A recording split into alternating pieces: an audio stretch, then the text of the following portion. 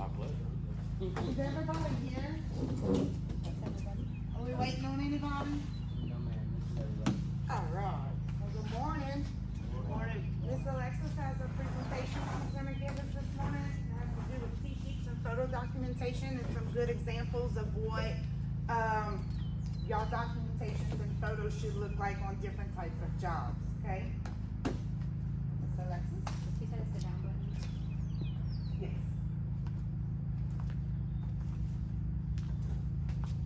Alright, so y'all's details are very important. I think at this point y'all know that. If you're speaking with a homeowner, make sure that you're noting what the conversation is about or what conversation's being had with the homeowner. If they ask you not to do a certain thing, whether that's like don't pack something out or do pack out something specific. If they don't want you to remove certain materials, like make sure you're putting all that in your documentation. It comes in handy for sure. Alright, so these are some T-sheet examples of like really detailed notes from just different people, different jobs. I'm probably gonna have y'all go through and read them. Y'all can take turns, whoever wants to volunteer. Alright. Well, I'm starting next. These classes. Arrived at the Oak Grove Apartments, unloaded supplies needed for job site, waited for Larry to arrive to unlock the connects to get the generator, waited for Jennifer to get here to get hot water needed for cleaning, stocking out for lunch. Arrived back from lunch, began in apartment 211, kept sponge ceiling in bed 1, 2, and hall closet, dining room, and the hall. Wet white ceiling in bathroom closets, bed 1, bed 2, dining room closet, hall closet, white doors and frames in bed 1, the closet also, bed 2 closet also, hall closet, bathroom closet also, dining room, inside the door trim and living room, clean windows in bed 1, bed 2, and bathroom, clean HVAC vent, white shelves in bed 1 closet and bed 2 closet, in all the closets, picked up supplies and staged them, picked up trash, clocked out for the day. So, from that, y'all understand everything that was done in every room, right? So, they mentioned specifically the ceiling. So, for cleaning wise, there's different methods of cleaning. If you have a flat paint on your ceilings, or if it's ceiling tiles, you're gonna dry clean that, you're not gonna wet clean it. It's a different charge also for cleaning the doors and the frames, all the trim, and cleaning shelving, like that's all different charges. So it helps them to know in each area what was done. And if you notice, we stuck with the same thing throughout. So we went ahead and did all the ceilings, then the walls, then the shelving, windows, throughout. The next person can read. Real quick, another thing. They say in 211, that helps with saying exactly which apartment that they were in. I specifically remember Oak Grove, I think there was 12 different apartments. We were there for months. Yep. And there was probably 10,000 photos altogether. When we pulled the T-sheets, when I was writing the rebuild side of this stuff, I needed to see what certain things happened and who was doing it and whatnot. I could pull up the T-sheet notes and I could hit Control F and find specific apartment numbers, and then I could narrow those dates down instead of going through 10,000 photos. Just by reading 211 that they worked in the hall closet and they didn't mention anything about the living room there, I can again hit Control F and type living room and go through each highlighted part where it tells me when someone worked in the living room, and I can correlate it with the dates on the photos. It saves hours, literally hours, researching. Especially photo wise too, because we do have y'all take a lot of photos and it is helpful and it is important, but y'all don't realize when I'm having to load like 5,000 photos and I have to look at every single one to figure out what's going on. This helps narrow the focus down so much more. So if I can see on February the 22nd, you know, whoever was working in this apartment, this was what they did, you know, each person who was there, it just helps so much. So be as specific and as precise as you can, not only about where you're working, especially if it's like an apartment or a suite or whatever, like a hotel. Be specific about where you're working and what exactly you're doing. Yeah, cause we can filter down individuals that actually took pictures, and we can filter the dates and cut 10,000 pictures into about 50. You know what I'm saying? Just by going to a specific, I would search Maddie, I could search Alexis, and I could search Brittany, who used to be with us, on December 24th or December 20th, and it would bring up just the photos that those ladies took, not all the other guys that were doing demo and construction and everything else that day on the other 58 apartments that you're dealing with, the other 8 apartments that you're dealing with. It just focuses down just to that. I could pull those T-sheet notes up and basically get all the photos in within 10 minutes. Alright, who wants to, read the next part? Brandon? Arrived at Oak Grove Apartments, continuing in apartment 211, starting baseboards, completed baseboards in bed 1, bed 2, hallway, bathroom, and partial in dining room. Began cleaning bathroom, cleaned vanity, bathtub, and toilet, cleaned shelves in bathroom closet, cleaned vanity mirror, cleaned vinyl flooring in bathroom, clocking out for lunch. Arrived back from lunch, began helping clean hardware, cleaned all light bases on ceiling, swept apartment. Next apartment was not available to be cleaned due to not having key, and tenant was not home. Organized and cleaned van. So again, you're seeing, we're mentioning the specific apartment, and we're mentioning again the next steps of what's being cleaned. Not only that, we're cleaning the same things like throughout consistently. So, anybody who's been on the fire job, y'all know now that it's always cleaning from top down. So everything that we did in here, we clean from top down. Baseboards and floors are usually your last thing. And also, so these are all, again, different things that could be charged for. So cleaning the vanity, the bathtub, the toilet, cleaning the mirror, cleaning the vinyl flooring. It's mentioning the specific type of flooring. It probably sounds like a little bit redundant, but there's different charges based on different flooring. Like it costs different to clean a tile floor than it does to clean a carpeted floor or just your regular laminate or whatever type of flooring. Who's ready to read the next part? Arrived at Oak Grove Apartments, unloaded supplies into apartment 212, began cleaning the bathroom, cleaning ceilings, walls, sink, tub, toilet, clean closet, and shelves, content manipulation 1 hour in bathroom, began cleaning all doors and frames, bathroom closet, door, bed 1 door, bed 1 closet door, bed 2 door, all the doors. Content manipulation, bed 2, 1 hour.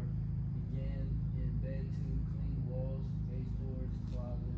Began in hall, wiping walls, content manipulation, 30 minutes, clocking out for lunch. Arrived back from lunch, continued in hall of apartment 212, completed hall, cleaned baseboards and floors in bathroom, cleaned bottom part of walls in dining room, cleaned bottom part of walls in living room, cleaned baseboards in living room, swept floors in dining room, mopped floor in dining room, content manipulation 1 hour in dining room, 1 hour in living room, clocking out. Alright, so I know it seems like a lot to have to type all the different rooms. You don't always have to do that. If you're working like throughout the entire structure or whatever the case may be, and you clean the floors throughout or you clean the walls throughout, you can say clean the walls throughout the home, or vice versa, or whatever the situation may be. One thing that I do want to mention that would be super helpful that we used to do, if y'all could start doing that, is start marking your content manipulation.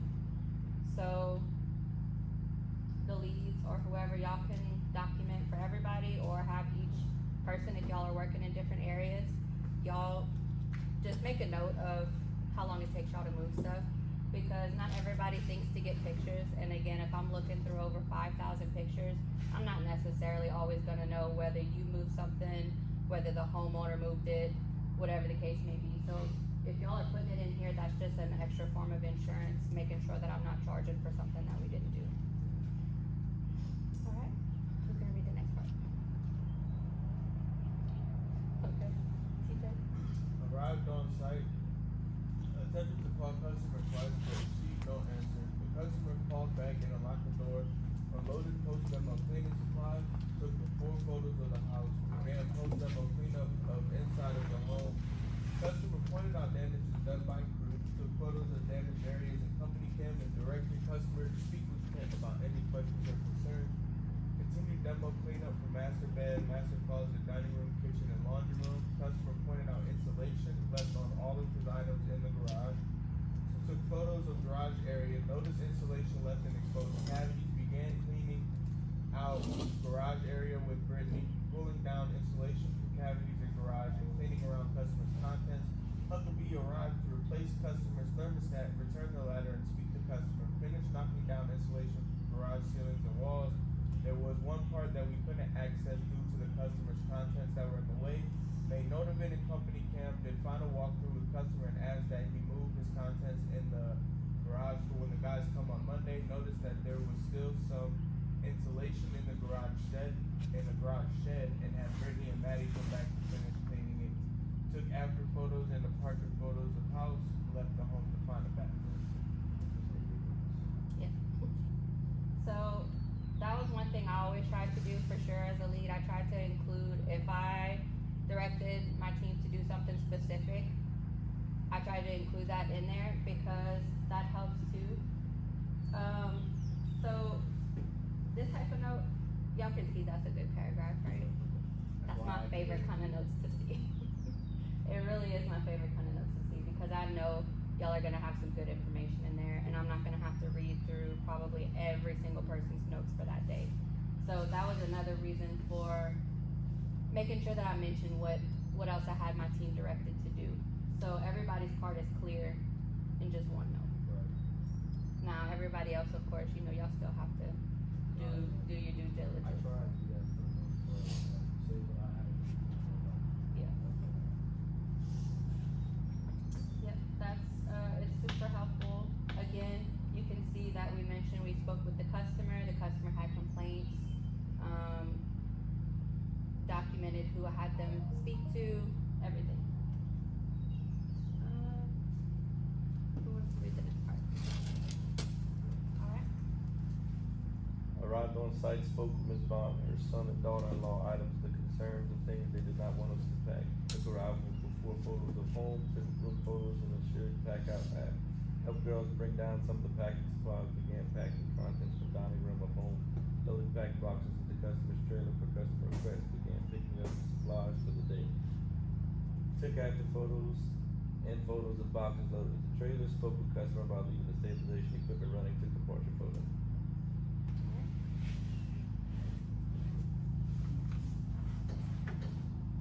So this is all a similar thing. I'm not gonna make y'all read all of this one, but this is more geared towards demo that we did. And this one you can see, we mentioned specific cleaning, HEPA vacuuming, picking up dust, debris. We noted that the dumpster's full. Even helping to put what type of loss it was. So if you know it's a Cat 3 sewage loss, or you know it was a Cat 1 water supply line loss, that helps too.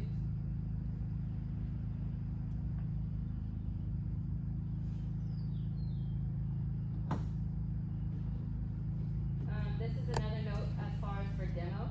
So you can see they mentioned specifically 4-inch cuts on the affected walls. They mentioned the type of materials on the walls, paneling and sheetrock. It mentions that they specifically detached the cabinet and countertop. So detaching and tearing out is different. So if y'all are tearing out something, it's a different charge versus if you're taking your time to detach it. Yes, Do we Brendan. know, Sorry, I saw Brendan first. do we know the difference between a detach, okay, who does not know the difference between a tear out and a detach? Alright, TJ, what's the difference? A detach is well, tear out is when like you're just taking it out because it's got broke or something on it and it's not being reused. And detach is when you're taking it out to put it back into a refill. Do we clean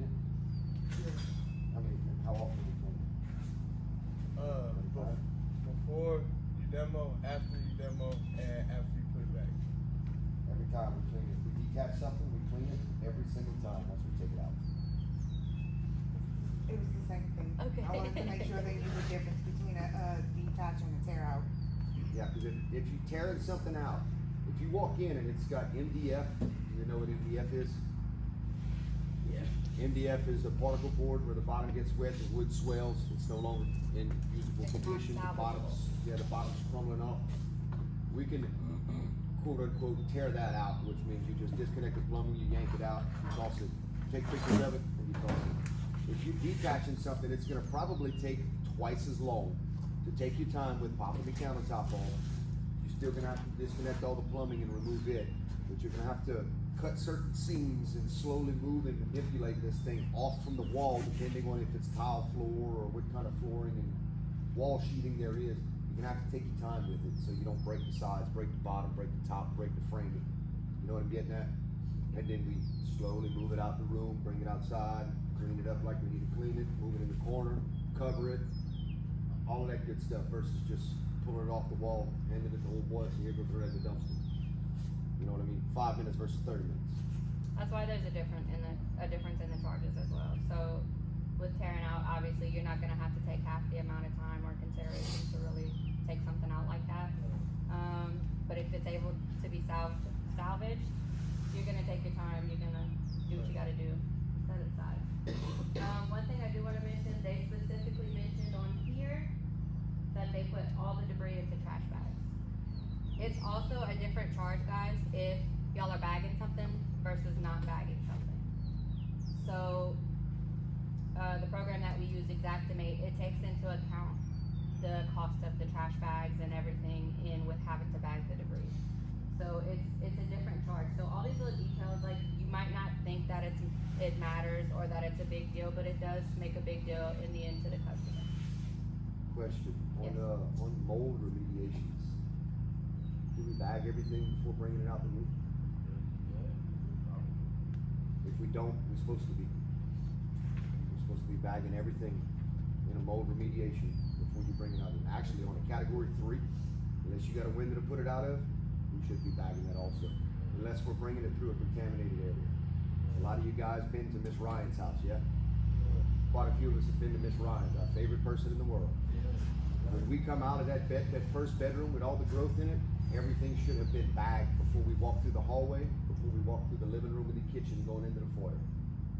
Because Or you should have had a proper containment set up. or have a proper containment set up.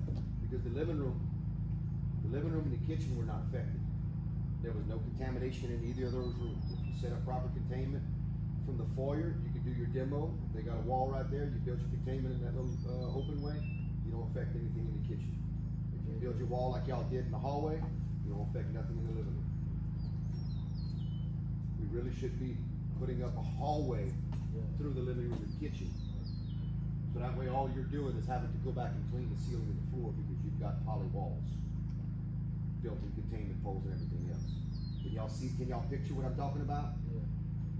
We can picture what we should have, should have built or could have built. I see it right now. Ideally, I would say honestly, your best bet to keep your work area, your job site clean is to bag anyway. Obviously, I know that's not gonna be the case with everything. Like if y'all are just pulling laminate flooring, those just pop up. You can grab a stack and move on about your business. But I would highly recommend bagging, because the majority of the time y'all are either pulling floor, pulling base, pulling trim, or drilling drying holes, doing 4-inch cuts. All that's like little fancy stuff. You know, that stuff you can just bag and go on.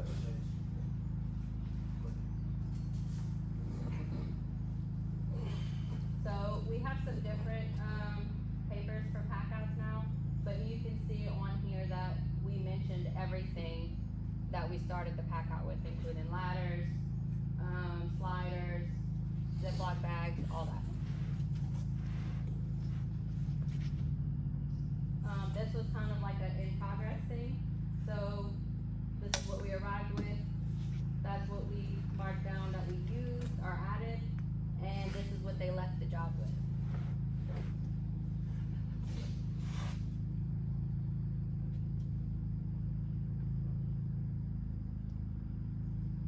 So it's good no matter what type of job you're doing, whether it's navigation, pack out, whatever.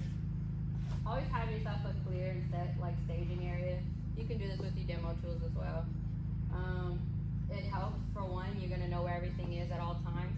It looks clean, it looks professional, and everything is always clear and ready to go as somebody needs it. So a lot of times whenever y'all are doing pack outs, homeowners are not gonna want you to touch like specific things. So in this area, the homeowner didn't want them to pack out the garage. He wanted to clear it out himself.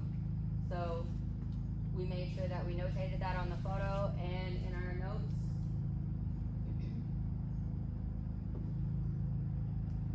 This is also an important thing. We typically would use the homeowner's like dining table or bar or whatever the case is to pack until it's time to pack that area. But you need to make sure that you're always protecting their furniture. So we have a furniture pad on here, and that helps keep anything from like boxes being slid across, tape being slid across, tape guns, you know, some of them have the teeth that poke out. So that's protecting their surfaces and also utilizing the space to the best advantage.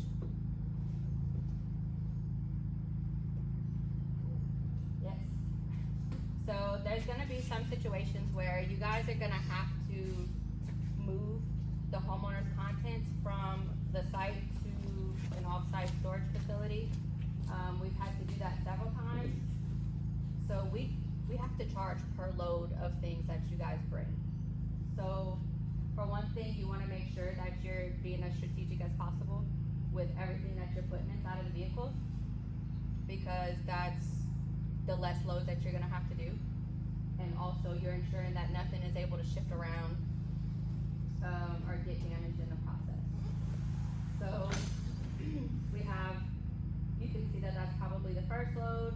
We have it marked down for the third load. And this is the off-site storage facility. It's not like the most perfect picture, but you can see how everything was stored and staged inside that facility. And look, be detailed on that with your T-sheet notes, because if we're packing out this building right here, and Miss Tanya didn't have a storage unit in Broussard, we have the address to this and we have the address to Broussard, and we charge mileage, we charge the time that it gets back and forth, because all of this is time that you guys are putting into it. You know what I'm saying? And your photos show how it's packed, and an adjuster can come back and say, well, y'all didn't utilize that properly. Like a Connex box or something like that, y'all didn't utilize that properly, and then they'll try not to pay for it, because we didn't stack it in there in an efficient way. You know what I'm saying? So these pictures do mean a lot, the T-sheets mean a lot, or proves everything is good. So for this photo, I always try to make sure it's important that you guys know we're leaving clear walkways and pathways for the homeowners to be able to access their things. You can see here that all the labels are facing to the front. These boxes were ones that the homeowner had specifically, so if you don't see any labels or anything, that's why. But we also made sure that things that they packed were in a different area than the things that we were placing, which we packed. I was just saying that was a big storage unit. I can Yeah. live in that thing. They had a lot of stuff.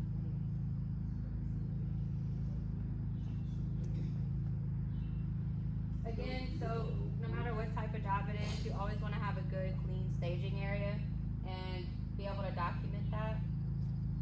So, I don't know about y'all, but I'm pretty sure, like, these are some of Chuck's favorite photos, is to see the clean staging area, cause it looks presentable and professional.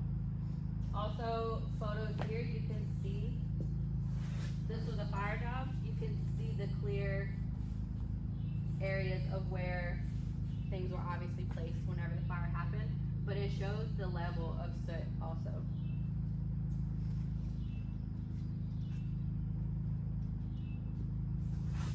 When y'all are detaching all the fixtures, hardware, everything, it's best to put it in a box, but you can do Ziplocs, you can do what we had here. This was just kind of a situation of we were using what we had, but we made it work.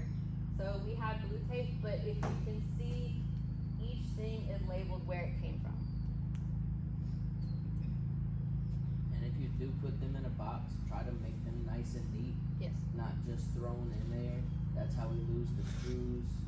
That's how the doorknobs get scratched up and dinged up. That's how the registers get bent, the faceplates get cracked. You know, I know these things are hundreds of dollars, but you know, some people want to keep them and keep them matching. And if we have to replace one, then we probably have to replace all of them. Not just that though, it ends up being a cost difference for your homeowner too.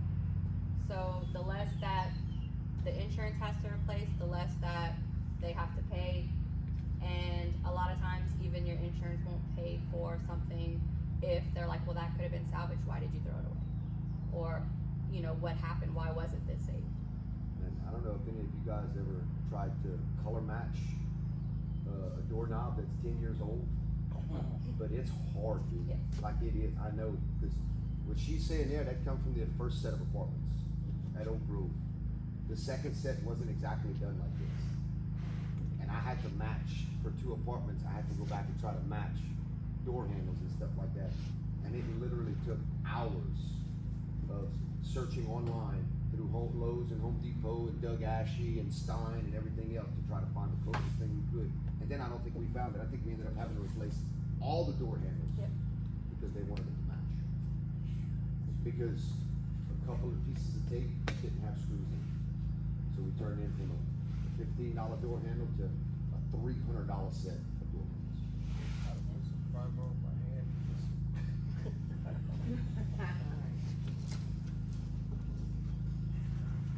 So this next part is gonna be just labeling important details that you're trying to show or have catch somebody's attention.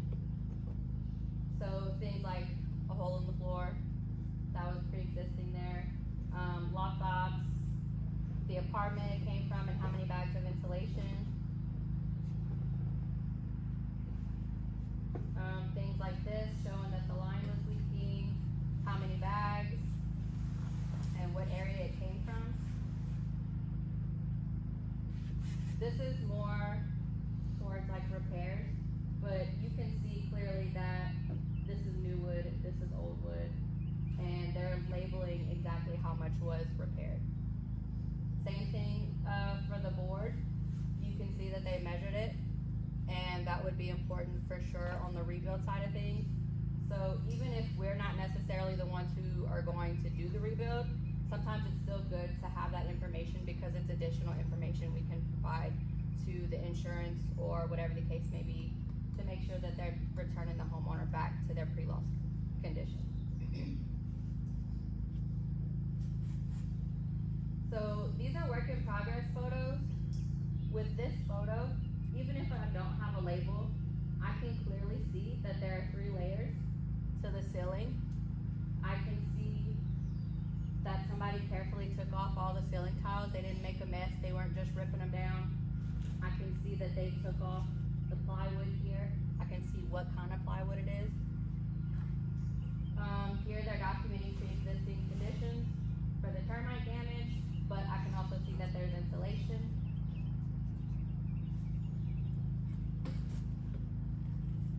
So these are good, like demo in progress photos, but it's also showing, it's going to show consistent photos that pretty much anybody could follow if they were looking at it. So they start with the room label here, and then they're catching some of the room.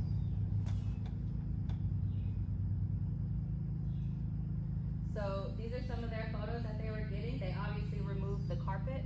That's just the padding that's left. And I can see that there are still tack strips there.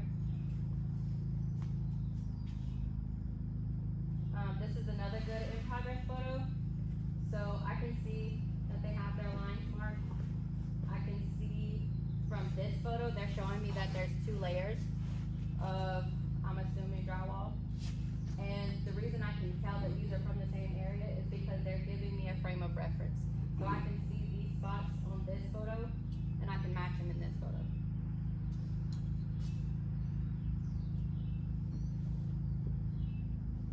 Same thing with documenting your layers. You can see that they have this clearly labeled with what type of flooring was under what type of flooring. You can also clearly see here the different layers.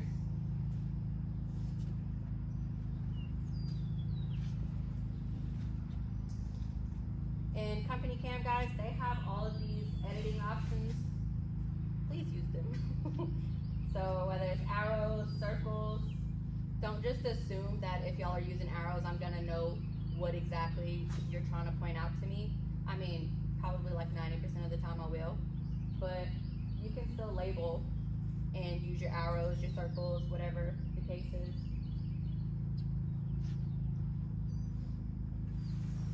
These are clear, super easy to understand room photos. They flow really well. I can tell at each point, like, this person is going in a very specific way. And I can also see how everything's removed, but I can see where all the insulation was because they did a controlled demo. So that means that they did everything in a set, specific and structured way. Yeah, y'all understand what she's saying there? When we pulled the walls off first, then we came back and pulled the insulation out. Then we came back and cleaned everything. So this is another example of controlled demo. So obviously you guys aren't really having big jobs yet where you have to pull full sheets of drywall and everything. But you can see that they did everything right in like clear, clean sheets. They took whole pieces as much as possible.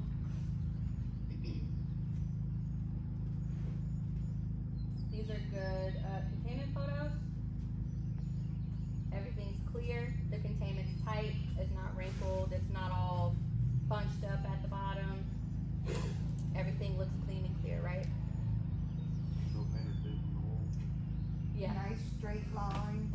Yeah, so, I mean, this was an old job before we learned about that, but in this case, you know, like Miss Handy said, you're not seeing 100 lines of tape going on in here.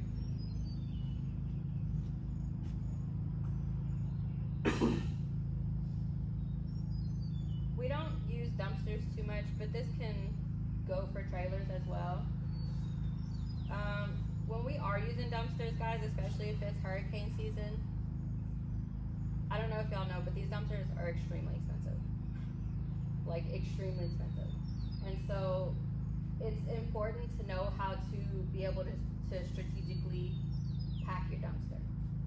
So, you need to be aware of what materials you're gonna be removing from the home and be thinking about how you're gonna stage it in the dumpster to maximize the amount of debris you can put in your dumpster. So, for this one here, you can see they did some of the panels on the side. They put all the insulation to the back.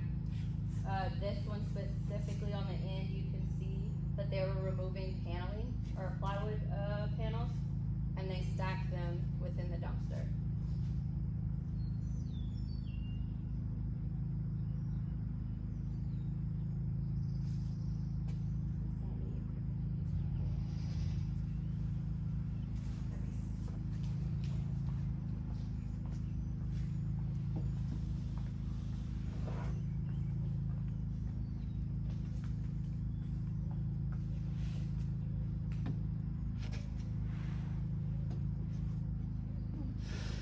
You broke it. That's it. The end of the slideshow. That's all I'm on. So while they're fixing that, does everybody understand the importance of the dumpsters and the way that you stack them and pack them? Not just throwing stuff in there every day. Not just, you know, okay, well today we're gonna do this and tomorrow we're gonna do this. You have to have a thought process behind it. That last picture on the end with all the plywood in it, I stacked that entire dumpster myself. And the reason we stacked it like that is because we had smaller things to put in the middle, and we needed to utilize the space because that was smack in the middle of hurricane season, right after a hurricane job, and we gutted the entire house. So we were going through dumpsters every 2 days. Yep. So there were days where we had to, under the carport or in the garage, piles and piles of trash, and we needed to figure out how we were gonna fit it in the next dumpster when it got there. By the time they dropped the next one off, it was over halfway full. So throwing stuff in there, if we'd have thrown all that plywood in there and it would've got caught sideways, there's so much extra space that you're not using. But if you stack it nice and neat along the sides, it makes it so much easier. And it's not just to save money when dumpsters, a lot of it's about ease of access for us. And not have to stack everything outside and only have to lift it up one time, because if you bring it out the house, you've already got the momentum of bringing a sheet of plywood to throw it straight to the dumpster, stack it right, put it in the dumpster, versus put it down and then exert the same amount of energy to lift it up the next day. You know what I'm saying? Work smart, not bored, kind of I'm pretty thing. sure that's the only thing I did that day, was stand in that dumpster. I mean, it's like that sometimes, but also you have to think too, if it's hurricane time, a lot of your materials and supplies and things like dumpsters, those are gonna be very scarce and in high demand. So being able Safety to, first. huh? You got safety first. So being able to utilize all your tools and things that are provided to you, to the best of y'all's ability, it really helps. This is just a quick, testing video, how they test some of our PPE.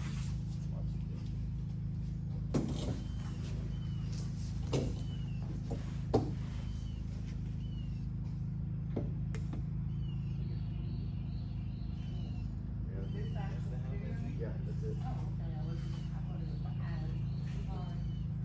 Tool coaches can take when talking about personal protective equipment, lecturing. And two is showing.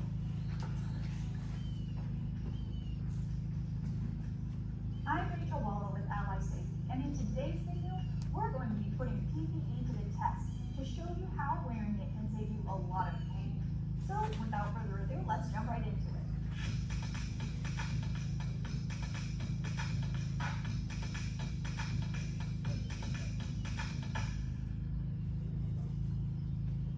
This is the hierarchy of control.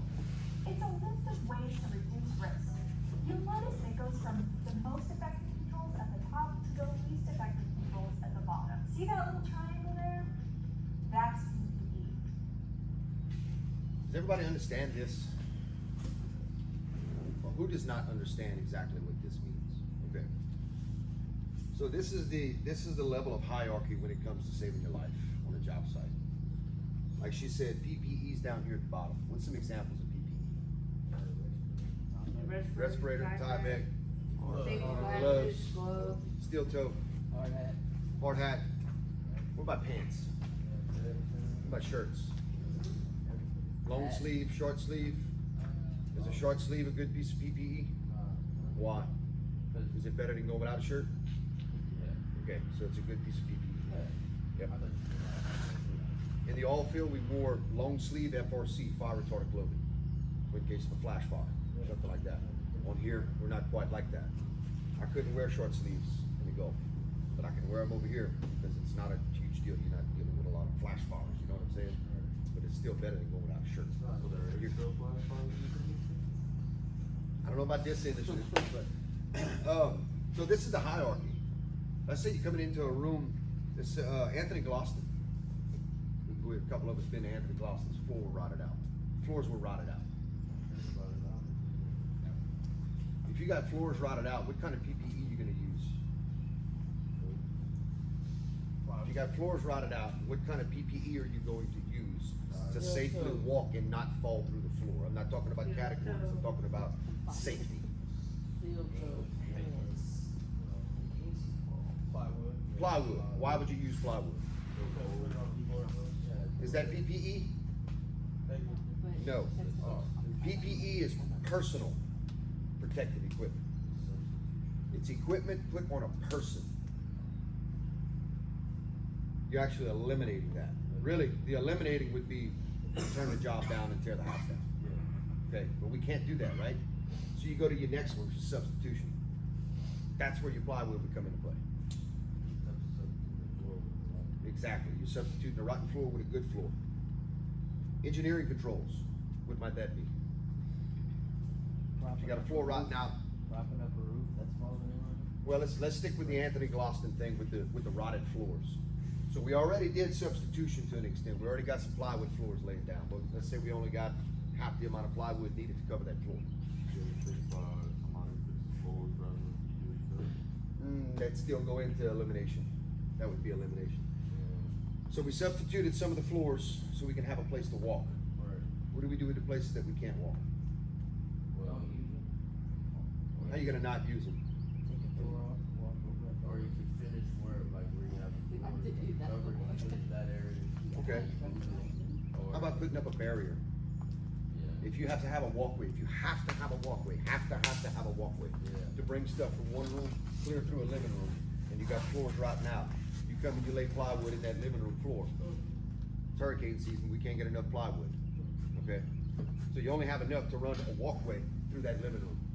How you gonna stop a man or woman from falling off the sides? You're gonna use engineering controls, you're gonna put up some kind of barricade.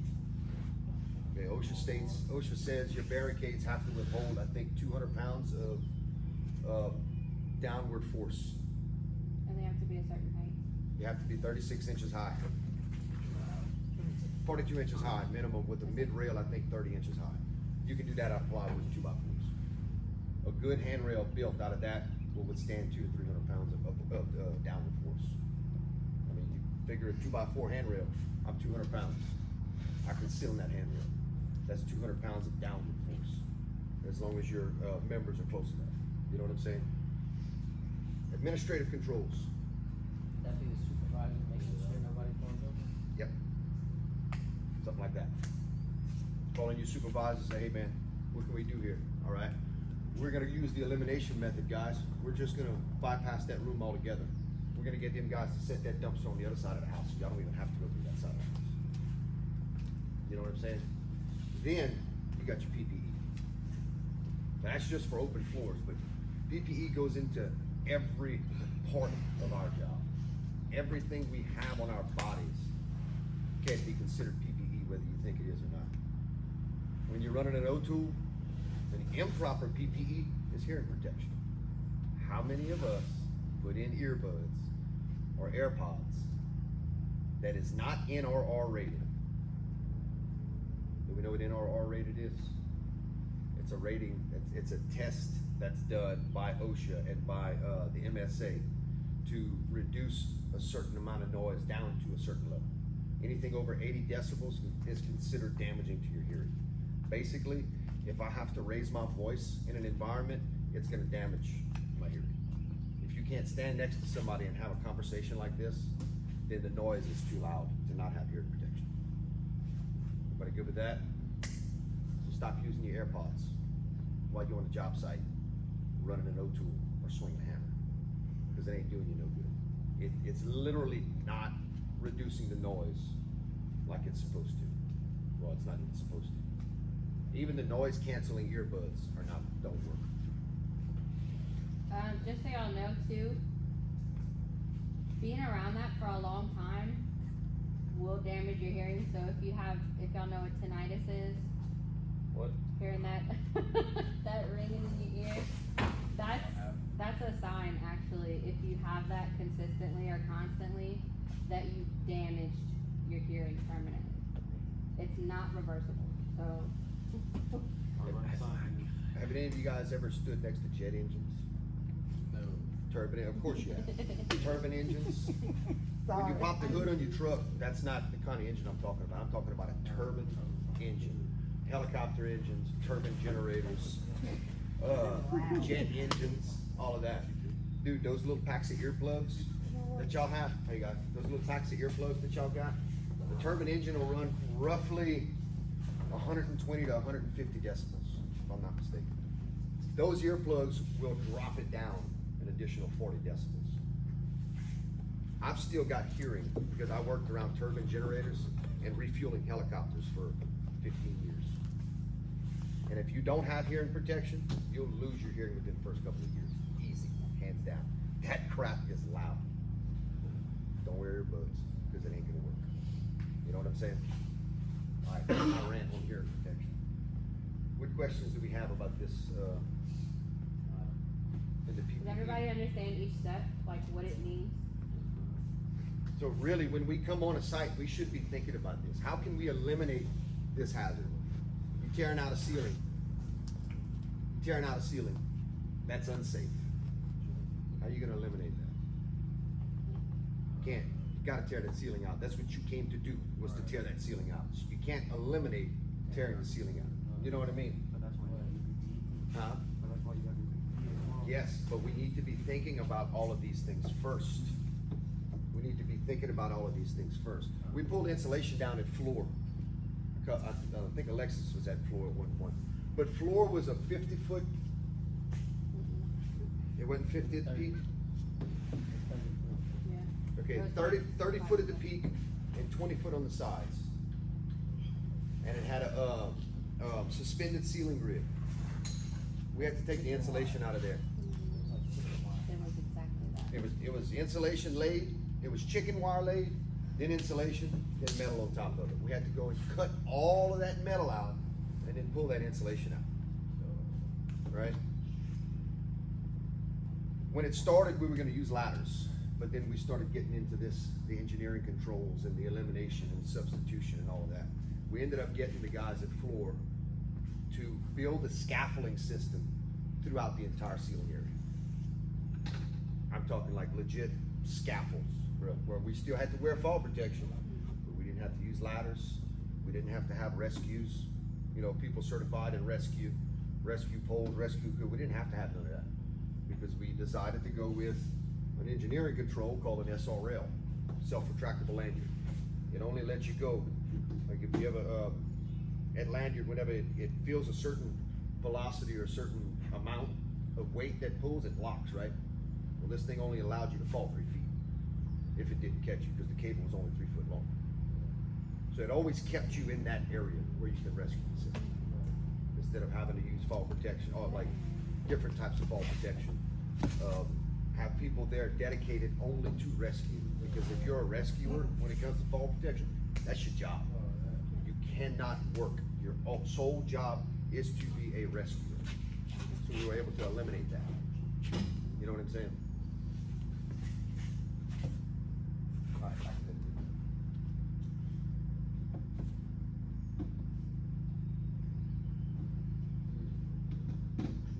The reason it's at the bottom is because PPE is the last line of defense between you and hazards. True, it's not the most effective, but when PPE is used and maintained correctly, it can actually save you from injury, and in some cases, even death. Let me show you using some of the most common types of PPE, starting out with safety glasses. Some of the most serious injuries happen when a flying projectile, like a piece of a broken grinding wheel, fly into the eye. Now, if you have a pair of safety glasses that are marked with the Z87 and a plus sign, it means that they're impact resistant. These are just ordinary glasses. What we're gonna do is we're gonna test each pair of eyewear against Also the a nail screw gun. when you So catch let's it see with an how they O-tool. do.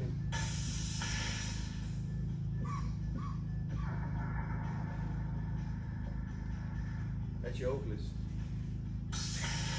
And your coasters.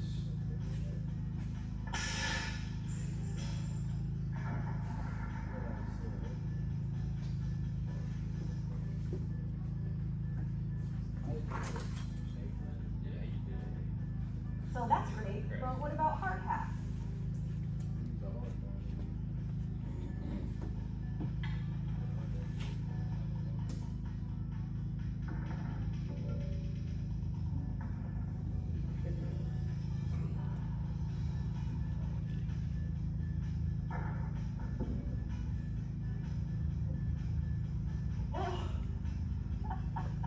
And how about safety toe shoes?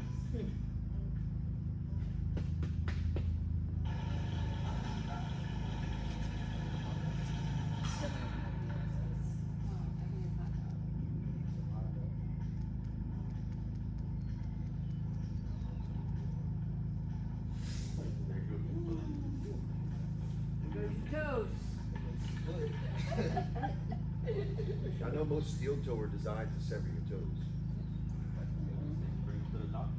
So you can bring them to the doctor and they can put them back. That's it. Makes it clean back. it'll cut them clean instead of smashing them where they can't be put back. So we can see that wearing PPE If can it's make a a strong big enough difference. force. But not all PPE is made for the same purpose. For example, you definitely wouldn't use latex gloves to take a pan out of the oven.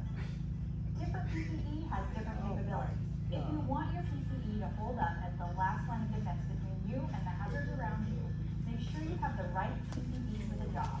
Keep it well maintained and replace it as needed. I don't want my toes back, I wanna be like Tom Cruise.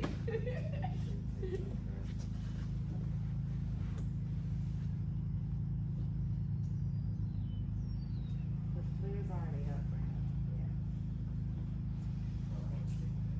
Yeah. MR 176, imaging moisture meter plus IGM. IGM is infrared guided measurement. Sorry about the noise on the background, those are the fans running. I found that this would be the perfect opportunity to show you how this one works. So don't ever tell me you don't have a FLIR I'm actually camera. on the custom mode. You got a on this one, 176. where I have everything customized. You can get the air, relative humidity, dew, and mix. You can also go on this one where it just shows you the moisture and then the infrared.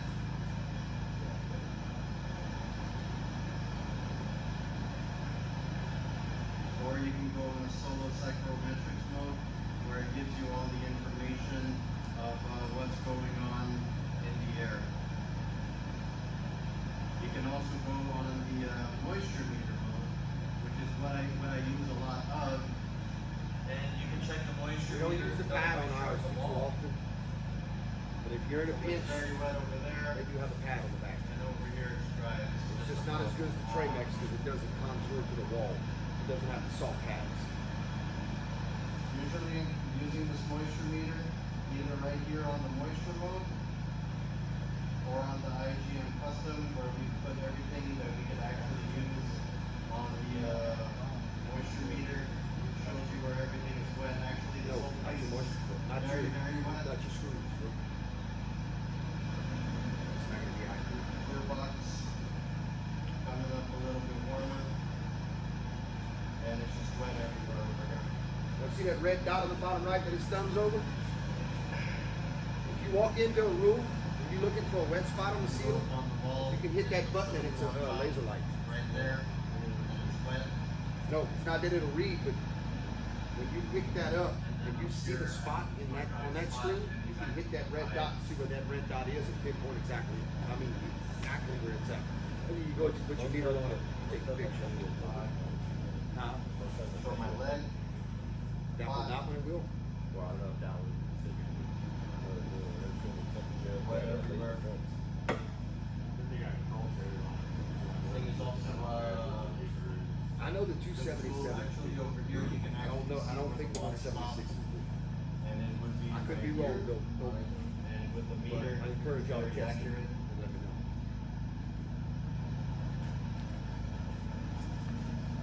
As for drilling holes in the wall, the water stop right here.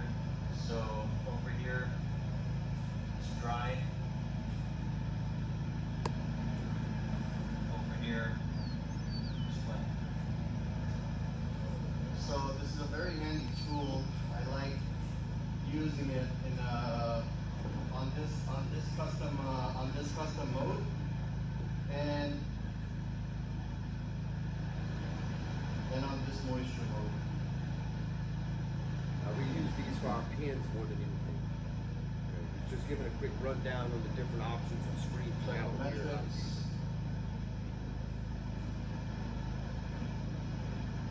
And then this one is just IGM. Y'all can see he's got his fingers on the back of it, right? You can see his moisture And reading. IGM. On the back pad. Which is one of my favorites.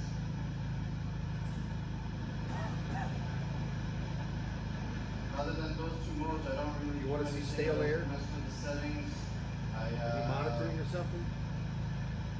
Moisture mode is You can see always the different put temperatures a of the sensor air. in the bag. I never use the pin.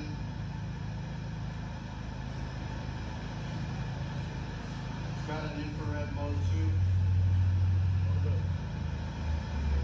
I never really use that one either. I just usually You go have on a the tip? image mode. Cool thing about this too is you can actually take pictures with it. I never really take pictures with it because I just usually use my cell phone in front, just like how I'm taking this video. And you can actually go back and review the last image that we took, which is that one. But Everybody up for that. Y'all see the tip of that thing? This is something I found out here recently. And then we have a couple of them floating around with a blue ring on it. There's a blue ring on it. Those are made for the MR277s. 277s aren't in the field. Rex has one and I have one. They will not work. I'm finding this out. These need to have they need to be upgraded. I have one in my office. I figured out what was wrong with that one the other day. We were having problems with. I went ahead and I upgraded it. I just had to download a new program into it, and then it can be used with the blue tip. So if you got one with a blue tip, I need it. That blue tip will not give an accurate reading on an MR77. So if you got one on a 77, we know what the 77 looks like. It's the one everybody hates. You got to scroll through the screen to get your psychometric readings. You know what I'm saying? It runs off a 9-volt battery. It's your fail-proof one. If you got one with a blue tip on that, get it off. It's not going to be accurate. Huh? That's what I traded mine in at one time. You get it, put it in a different one, but that's what I'm talking A while back. So if we have them, let me know. Let's get them to me. So I can figure this out. You know, this has actually come up in the last couple of days. Because I tried ordering some new tips like this and I ordered the wrong ones that were about that long. Okay? None of our 77s are a new enough model to where I can download the new software into them that they'll use this. So they have to use these tips without the blue ring. They have to. So what I'm gonna end up doing is getting the ones that are good for the upgrade 176 and can run on the 277s also. And we're gonna get all these tips without, because these are on back order for 4 months. I can't get them. So we're gonna collect all of those and use those specifically for the 77s. And then I'll upgrade all the 176s and get some good tips for them. You know what I'm saying? So it's kind of a cluster on that, but I think we're gonna get it figured out.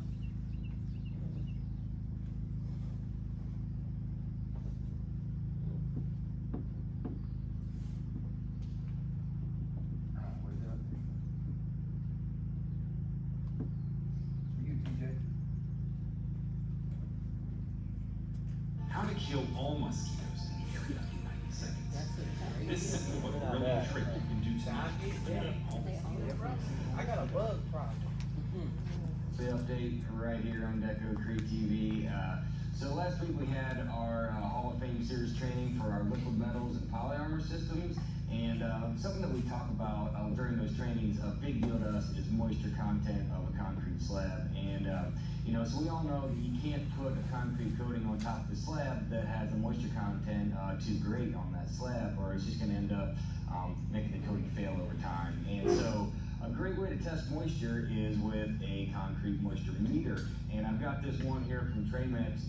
It's their brand new 2020 model of their CMD5, and it's got a couple updated features for 2020. And so I'm just gonna kind of show you guys what this thing is, what the new model looks like, and then actually show you how to use it on a slab. So first of all, it comes in this really nice carrying case.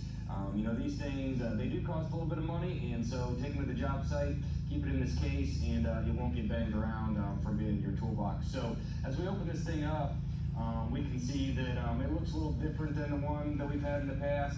We have some of the stuff, MD5, not CMD5. there's actually a Bluetooth feature on this. When we're testing the moisture content of a concrete slab, there's definitely a difference in whether the surface is ground open or whether it's not. And I'm actually going to show you guys that we have one piece of concrete here, and we're going to get 2 different readings just for testing this part that's ground and the part that's not. So first thing I want to do here is I'm just going to start by just go ahead and turning it on. You can see my indicator light lights up, so I know that the thing is powered on, ready to go. So I'm going to set this thing out in the concrete. You're going to be able to see that needle jump just a little bit, and that's a good indicator that I know it's actually turned on. And so now that I have it down, I'm just going to actually push this all the way to the ground until it bottoms out. and you're gonna see, it's gonna give me a reading, and that's, you know, just, right about 3.5. And now if I jump to this spot over here, and actually set it down, you know, it's about 6 inches difference. It's actually all the way up to 4 now, right in that spot. So just with one spot being ground open and one spot still having the surface on, I'm actually getting a different reading there. The other cool thing about this meter is it actually has a pause feature on it. So what this pause feature allows us to do is I can go ahead and set this down, bottom it out, grab my reading, and hit my pause button. And now it'll actually hold that reading right there if I needed to, you know, take a picture of it or whatever I needed to do. If I was gonna continue to check this floor, you know, throughout this building, I'm gonna get a lot of different readings. I know there's an app for it. You know, we should always be checking along the exterior You can walls, pause it on there. drains in the floor, or, you know, anywhere where you think there might be a higher chance of a higher moisture content. Always check those areas. If you're reading a lot of moisture on this part here, that's basically the surface is still there, and it's just holding that moisture in a little bit more, and so I'm gonna get a higher reading. Here, I know that this is a true reading where the concrete's ground open, because I know I don't have any of that surface that's blocking anything there. So, again, the moisture meter is really fast, really easy. There is no reason not to, So we use those same, not the exact same model, but we use the same name of it. We do have a concrete. Nothing. I'm in awe of the pause button. Because you know how difficult it is to be down on your hands and knees and hold that Tramex Download be the up app, like bro. this, laying on the floor, basically. Download the app, bro. Download the app, because once you Bluetooth it, you can go inside our closets. Perfect example, dark closet, hurricane season, no electricity. You go in there and you hit that up on the upper side, and you got your phone and you're looking at it. You see what that reading say. You take a screenshot, or you hit the pause button. Oh my God, right there. Damn. Anyway, concrete. You can use our meters on concrete. This one was specifically made for concrete. Y'all saw the prongs in the back? Yeah, that was specifically for concrete, but we have a setting on our ME5s for that. We still look for the same thing as we do with drywall, floor, whatever else. We find a dry standard, and we get something to compare it to. You know what I'm saying?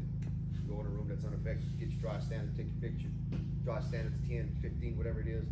You go to your affected area, same reading, same setting with concrete, and you hit it and it pegs out. That's more wet than it should be. Never mind, 'cause I was thinking about the video, but I don't think there's gonna be a spot like in the house. Well, bet. make y'all lie. Yeah, there is a spot. Cause I was just thinking about it. I thought kind of spot like that. Yep. What questions we have with all that?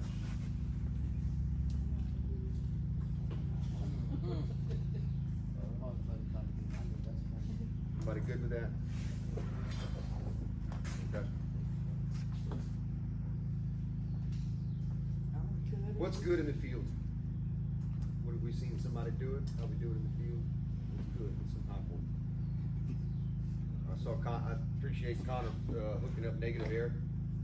I think Friday, I had looked at some pictures of where y'all were, and that negative air machine was hooked up beautifully and ran out the window as it should be.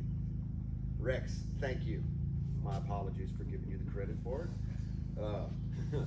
But You told me to do it, I was going to do it, you did it. okay. I was just trying to save them a little bit of time because I know they had a lot of stuff that they were doing. For those who didn't see the pictures, tell them what you did. I basically opened the window. I put painter's tape all the way around where I was gonna put it. Only opened it about 10, 12 inches, and then we put a piece of poly across it, taped it like it was a little mini containment, and then cut an X in it without cutting the outside screen because the screen was still on the window. And then turned the scrubber off, put the ducting on it, put the ducting through the mini containment, and taped the little flaps to it. That way when you turn it on, it doesn't whale it out like a windman, but pull it to where the ducting is straight and it just ducts it clean out the window. But he also took it down when he left so that he would leave the window to the homeowner's house open overnight. Right. It's called site security. Right there. We can leave it open while we're working in there, but it should go closed or it should be locked in some way, shape, or form if we're gonna leave it overnight. And we just have to engineer something, get some plywood. If you open that window 24 inches, you can get some plywood, you can jig out a hole big enough, and can mount it in that window, and you can set you some screws so nobody can come from the outside and lift that window, and this will be secured where it can't be opened. You know what I'm saying? But the way they did, the reason going out the window is so important is because you're not circulating the air in the same room. You're actually pulling the air from the room, and hopefully you have a containment on another wall somewheres that you have another filter on that we mount on the outside. We cut it and it pulls fresh air from a non-contaminated area. And what it's doing is it's constantly diluting the air that's in here. And as this scrubber pushes it outside, you're not putting nasty air outside. It's going through your HEPA filter and it's pushing it outside. All the while pulling in fresh air from a non-contaminated area. That makes sense to everybody? Okay. If the room has multiple windows, if you use that, just open a window as well. What you mean? That's your filter As source. your filter source. As your incoming source, I mean, I don't see why you wouldn't be able to. But the problem with that is if you're demoing and it's raining outside or it's very humid outside, you're actually shooting yourself in the foot because you have a dehu in that room to drop the relative humidity and the amount of moisture that's in the air. And if you've got high relative humidity outside, you're shooting yourself in the foot because your dehu's working and your dehu's actually overworking because you're pulling in this wet air. You know what I'm saying? Now, if you're in demo, it's probably not the biggest deal in the world because it's not gonna be open that long. It's not like it's sitting there a day or two until we get back to it. You know what I mean? But can it be done? Yes, it can. It can. I don't have anything, I'm good. Anybody have any questions for me? Questions for Ms. Tanya? We have those two things to bring up. Folders. Where are we turning folders in? Somebody explain the process of turning in a folder. Go ahead, Gabe. For the assessment, I usually bring it to Rex, usually for Bob, Not what we usually do. What are we expected to do? give them to Rex. Give them to Rex. If Rex is not at the yard, if Rex is on a job site at 4 o'clock in the afternoon and you show up at 4 and Rex ain't there to give it to you, what are we doing with that folder? Put in the bin. Put it in the Connex. Told that yesterday. Okay. Connex in the little folder that's up there. Okay. He did say that Friday. Okay. So now where are we gonna put it? Connex. Where at specifically? On top of the filing cabinet? Okay, what was said So- Friday? So. Are we changing something? What's understood and what are we changing The it to? new policy for it is gonna be, if you cannot hand it to me in my hands, and I'm not there, that when you walk into the Connex, directly on your right, there's a neon colored folder hanger that had extra spare pages in it. Those pages are gonna be condensed to 2 or 3 slots, and we'll have 2 or 4 slots open to put folders in. That way, when I do get back to the yard, I'll go in there to put my keys up and I check that every day because that's where Marcus used to drop me off his folders, was in there for me to check them. And I check it every day. So when I drop my keys off, I'll see that there's a folder in there, grab it and put it in my truck so that I can review it the next day. Because I don't think y'all realize, but I have 48 hours to review a folder once it's done and picked up and get it back to the office. Or Miss Tanya comes knocking on my door or calling me, asking me where the folder's at. So if I have to wait a week to get the folder from y'all to turn it in, that's my butt too. What we do if we set up a job and it has to be monitored the next day, are we just gonna leave the folder in there if we can't get to Rex that day? So if you set up a job, I don't review the folder until it's done drawing. So the assessment folder, after the assessment, it needs to go in the folder hanger. After you set the job up, I don't see that folder until after we pick it up. So whoever monitors and picks it up, instead of leaving it in the bay, if you picked that job up that day, it goes in that folder hanger. Because we're not monitoring it anymore. Where do you want them to keep the folders while they're monitoring? I think is In the, what. well, that's different because since we changed the monitoring policy, so if Gabe sets up a job, He's gonna keep that folder is gonna stay with him and his crew until it's picked up, because only him and his crew should be monitoring it So after that, one of him or his crew should be the ones to put it in there. Y'all understand? Does that go with the monitoring bag or the monitoring bag is still? The monitoring The bag is monitoring gonna bag be- is gonna be, for emergency use only. Yeah. So like if Our own meters. So if you're we gonna have start 7 using your own jobs with meters. monitoring and Royal needs to go and monitor one, and you have a set of equipment, he has a set of equipment, he has a set of equipment, and we need another person to go monitor in Baton Rouge, that would be what that would be used for. But to make sure that we're documenting and covering our butts and y'all covering your butts, when you put a folder in there, send me a picture on Google Chats of that folder that you put in there. Not to tell me that you put it in there, because yes, it'll help, but to cover yourself. Because if I go in there the next day, or get there that afternoon and the folder's not there, but you put it there, Right, I don't have a picture to show me that you did, right? right. Where- Do y'all know of any specific reason why we would be trying to change things like this? Okay. I think my biggest thing is, in the last 2 weeks, when a certain individual left us, we went through a van and we found 6 duplicate folders. 6 duplicate folders for 6 different jobs. That folders got lost on and they had to hurry up and remake stuff. It's accountability, is what it falls down to. You keep possession of it, and until it's done, we know which team had it, which team filled out the paperwork, which team's responsible for it. What was the other thing? Replying to the schedule. Replying to the schedule, reply all to the schedule. When you get the schedule, it specifically states it at the top. Like I sent the email out last week, I believe everybody ended up replying to it. At the very top, it says to say reply all with, it says reply, but it's reply all with your name and your first location. That lets everybody know that your email's working properly. Lets everybody know that you've read the instructions, what's expected, where you're expected to be. Do we have any issues with that? Is there any reason somebody can't reply all? If there is a reason, come talk to me, so we can figure out, how to be able to remediate that issue. Can you refresh on the time frames too? Like, is there still a certain time frame you have to reply within? Before 9 p.m.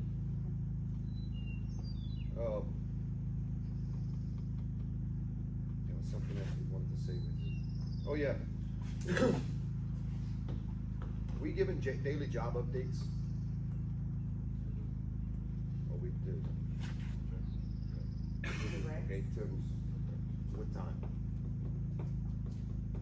In the afternoon, later in the afternoon. Before we leave the yard or before the job. Okay. We're gonna make a little adjustment to that. Before you leave the job site, we're all scheduled to leave job sites at 4, yeah? 4:30. Okay, 4:30. So Rex sitting at the office till 6, 7, and 8 o'clock, while you guys are knocking off at 5, 6, whatever time y'all knocking off and heading home, and Rex is staying an additional 2 hours trying to figure out the schedule.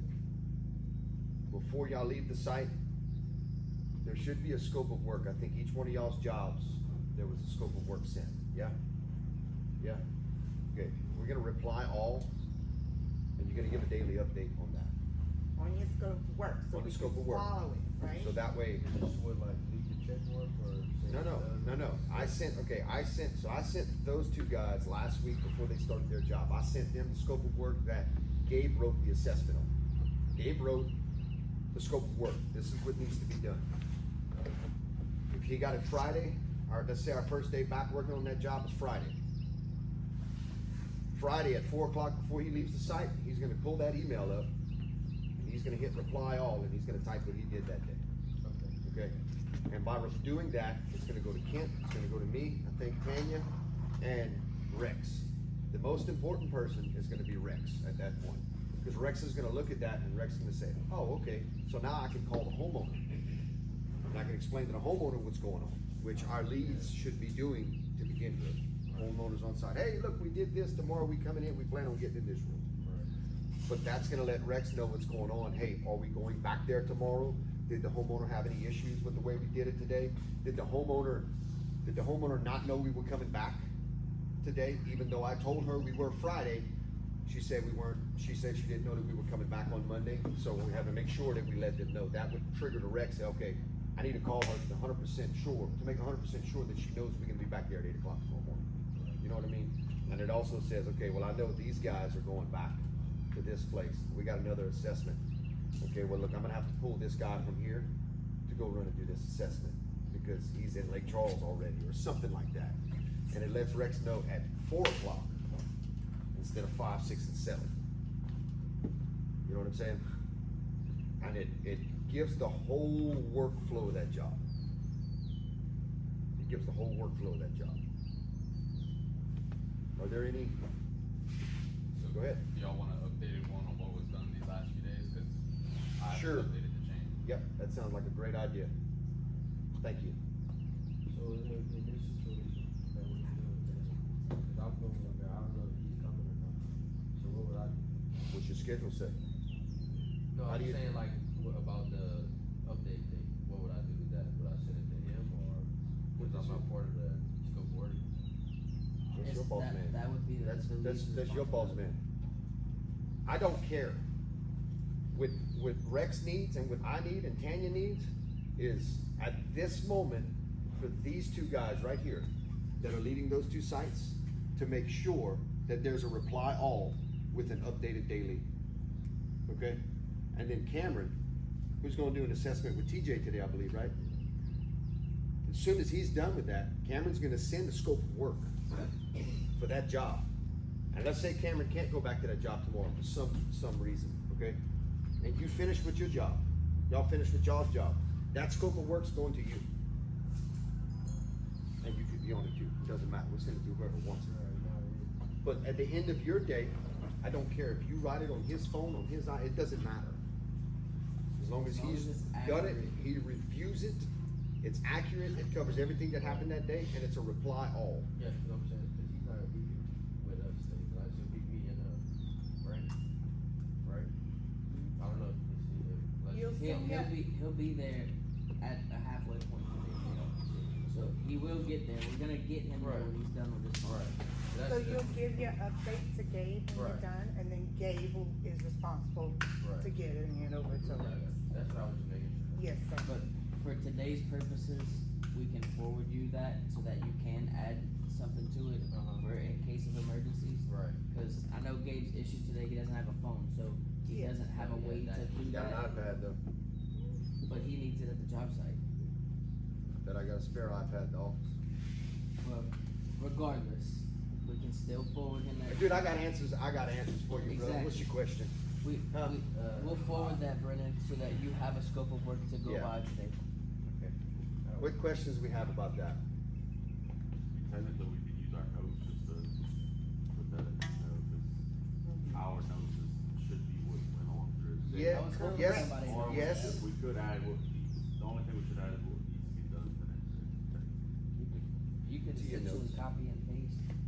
But. Yeah, As but the long only as thing it's that's not added. gonna be there is what's gonna be done the next day. So you add that. Probably, Yeah. most of the time we're gonna have. some Your stuff. T-sheet notes are gonna probably be more detailed. Right, If they that's say right. so. Okay, I'm gonna say that. T-sheet notes are probably gonna be more detailed, because the T-sheet notes, yeah, they're gonna be more detailed. Your daily progress is not gonna tell me how many linear foot, not gonna say exactly which cabinet you clean, it's just gonna say we cleaned everything in the kitchen. You know what I mean? Tomorrow we need to finish cleaning the kitchen cabinets. We did all the outside of the cabinets today. We're gonna do the inside of the cabinets tomorrow. T-sheet notes probably won't be more detailed, but if they're not, they need to be, copy and paste it, that's fine too. It's a daily progress in an email form that Miss Tanya and Kent and myself don't really have to go spend extra time Looking at all the pictures. searching through pictures, It's not searching just through that. T-sheets It's and a- everything else. it's a- It's different for, it's different a reasons for different people. Clear, written instructions of the expectations we have for y'all on the job site, okay? And that So could be- you look at it and you know, I gotta do this room, this room, this room, this is what's expected of me, right? Right. And you get to that job site that day, and you're only able to hit 2 of the 4 rooms. Right. So then your update is, we were able to get this room done, we were able to get this room done, we need to go back to finish this, and this. And it also, if we keep it in that thing, somebody gets sick, can't come in the next day, and Right. somebody's taking somebody else's place on that job, they can look at it and Right. see, this was the expectation of the job, this is where we're currently at on the job, and this is where I need to pick up and take it to the finish line. We were trying to streamline everything for everybody. You know, we're gonna have some bugs and some kinks. That's why the communication is important. Y'all let us know what's working for y'all, cause we know what's working for us, okay? But we need to keep that line of communication. Yes, sir. It also gives us a good workflow, so we can like go back and look at it and see like. It does. If we go back and like say like the Rexon jail job, we know why there was so many pardon my language, but so many fuck ups going on. Right. But like, say Cameron wasn't with us that whole time, he could go back now and look and Correct. like, oh, like this is why they were there for me. Cameron Correct. doesn't have access to T-sheets. So I know what somebody's thinking. We already do this in T-sheets. It's just one more thing for us to do. Yeah, nod your head, it's okay.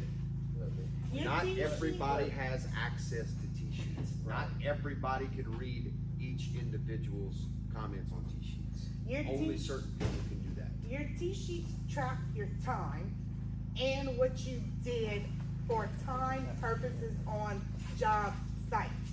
Your work scope sets out the expectation of what is to be done on the job site. Y'all understand the difference? Your T-sheets is tracking your time for your payment and the time that is put into the job, whereas your work scope is tracking your productivity of that particular job. And also your T-sheets tracks individuals. Yeah, right, The work scope tracks your team. right. Yes. And that is also- How are we doing individually? And then how are we doing as a team? Right. You know what I'm saying? And speaking of T-sheets, I've been doing your T-sheets here lately, and I just wanna congratulate y'all because they are getting even better than they were before. So I'm having less and less corrections, and then when y'all are making mistakes, y'all are noting it and telling me what it is, what happened, and I'm not having to bugaboo y'all while y'all are on the job site to figure out what y'all did the day before. So thank y'all, keep up the hard work. And if y'all have any issues with y'all T-sheets, y'all let me know and we'll try to work it out, okay?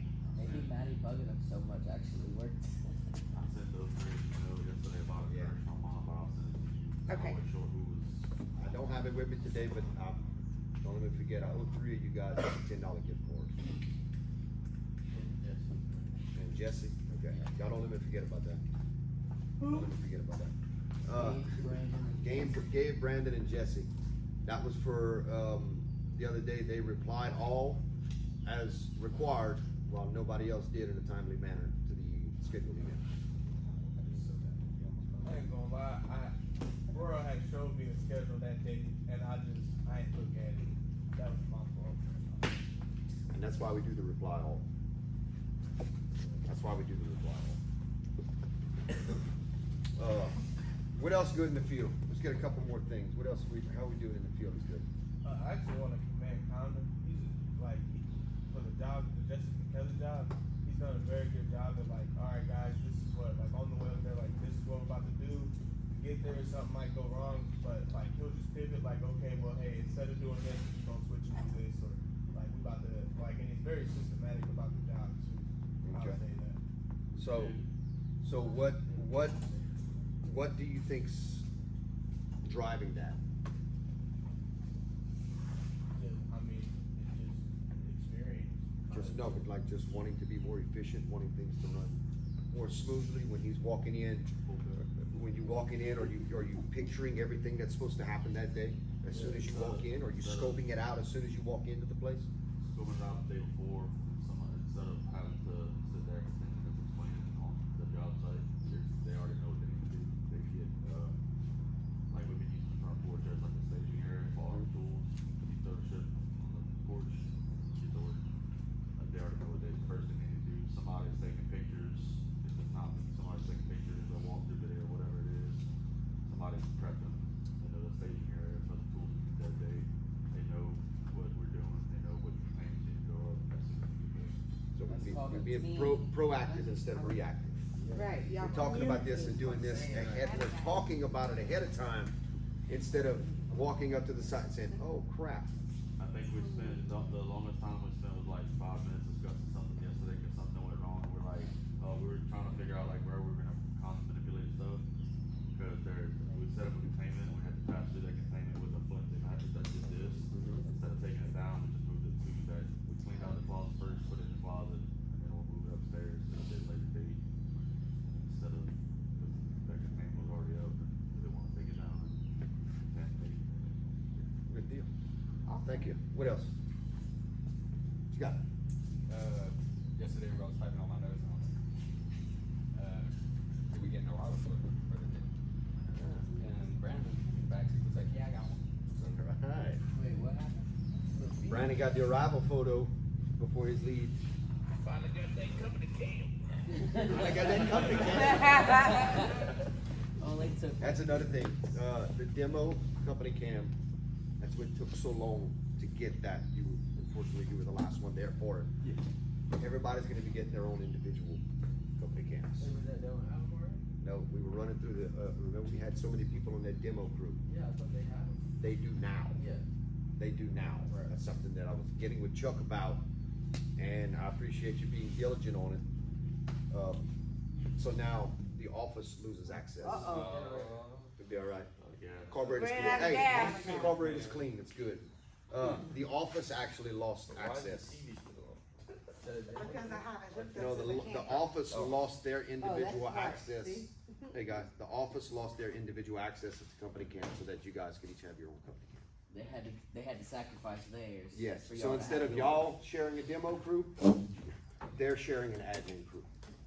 So y'all don't even have a company cam anymore. Yeah, Most for of us sure. Or you don't. Most don't. There's a couple of us that do, just because we're going to be, I think it's like me, Rex, and Kent are gonna be about the only ones that are gonna still have a login, because we're still actively in the field, you know what I mean? Chuck's probably gonna use the admins, Tanya's gonna use the admins, Alexis, Maddie, Maggie, all of those are gonna be sharing one specific one. And in the event that they do go in the field, like with the fire job, Alexis is gonna use the admin one, but she's gonna label her name on it or something, or we're gonna know, you know what I'm saying? We're gonna know. So, yeah, that's what we've been trying to work with, but I appreciate you bringing it up like that, because it gave me a kick in the rear, and it kinda allowed me to talk to Chuck about it too, so. Yeah, I like how we're incorporating the team thing now, like actually teams it together. I like that. Trying. Is it working? Nah, I mean, it's first week with it, but if they get started, it'll work. It'll work. So. Now, keep in mind, No, I know that would be perfect all the time. But last week, you ended up going monitor somewhere that Connor started the monitoring on. right. That's gonna happen. No, yeah. I know your team did not start that monitor, and you weren't required to be monitoring that. Right. But because Connor was going to Lake Charles, there was no reason for Connor and two guys to go sit at that place for 2 hours to monitor and have two people sitting in the back. You know what I'm saying? So that's how that worked out, and it's gonna happen like that sometimes. Right. But, no, the point is to do like what everybody had talked about before, keeping the teams together. One of y'all from that team break off. But again, we got Lake Charles we deal with, we do go to Natchitoches, we will go to Houma. Go everywhere. Baton Rouge ain't outside of our view. But is it helping? I know it's only been a week, but I know a lot of y'all were curious about the start to the finished product, because y'all would do a demo, set equipment, and then someone else was doing the monitoring, and it took forever, and then y'all were getting flack on the setup, but y'all weren't getting the feedback, right, from all of this. Now, are y'all getting a little bit more exposure with the whole setting up and monitoring, and realizing that maybe you set your equipment wrong and you have to readjust and all of that? Is that helping? I think these two jobs will actually be our first start to finish Yeah. with our Okay. But- So after these two are dry, then we can probably revisit that, and they'll have way more intel on you for that. Yeah. Okay. Because these are the first two where the That we do crews it, have actually pretty much, for the most part, stayed together. They started them around the same time, and they're probably gonna finish around the same time. Okay. What's up? It helps out like with the team thing, like TJ was saying, like if I'm not there, TJ and Chanel can go to the job site and know exactly what they need to do today. Right. If I were to be sick or not here. Now, we got a certain important circumstance that's gonna come up here in the next few days. For instance, how long before you guys are done, roughly? Maybe 3 more days. 3 more days? Or If We're finishing today. y'all are finishing We're today? finishing all the demo we can do. Yeah, all the demo Until we can get do until we the get results the that- results for a better. Because there, I have to explain, there's particle board or presswood underneath. I got you, yeah. Are you starting demo today? What says is an assessment? Okay. So in the event like that where he goes in and does an assessment, you already got a job in Lake Charles. Yeah. He's going to Lake Charles. He's gonna be finished first. So really, we would send Gabe out there, because if Cameron's not with us, if Cameron does the assessment and we can start day after tomorrow or something, he's done with his job, you still got 4 days left, and he goes out there. Well, we might need to think about coordinating it somehow where you're taking that job also, because you're already gonna be in Lake Charles monitoring. Therefore, when you're doing the demo over here, one of your guys from your team can break off. You know what I'm saying? I know And I'm not that's saying to something we not used to let use. Gabe go on that job just because it's in Lake Charles. That's something that we're gonna have to get together and figure out. That makes sense. We've With got 2 more logistics. days, you know what I'm saying? Yeah. So maybe, we don't wanna let that job sit. We do wanna start demo, but maybe you guys can get together on it and, hey man, look, I'm gonna go run it for the first day until you finish it up over there, okay? So once you finish up there, then you come take my place over here, teams, you know what I'm getting at? Yeah. Just working together with it. And then if something else pops up over here in Lafayette, well, then Gabe jumps on that, because you already got 2 jobs in Lake Charles. And then once those are wrapped up, well, hell, the next one, Gabe will take it, you know what I'm saying? So, But That's that's what scope of work. that's what we used to do in the field, so it helps a lot if you're communicating with your other teams, and like if something goes on with your job or you hit like a snag or something, you can know that, hey, you know, my buddy's gonna be working in this area today, maybe I can have him catch that monitor for me. And Yeah. then if y'all agree on that plan, like all somebody has to do is call Rex and be like, hey, look, this is what's going on, I talked to so-and-so, he agreed he can go monitor this job for me, is this cool with you? And then all Tristan has to do is say yes or no.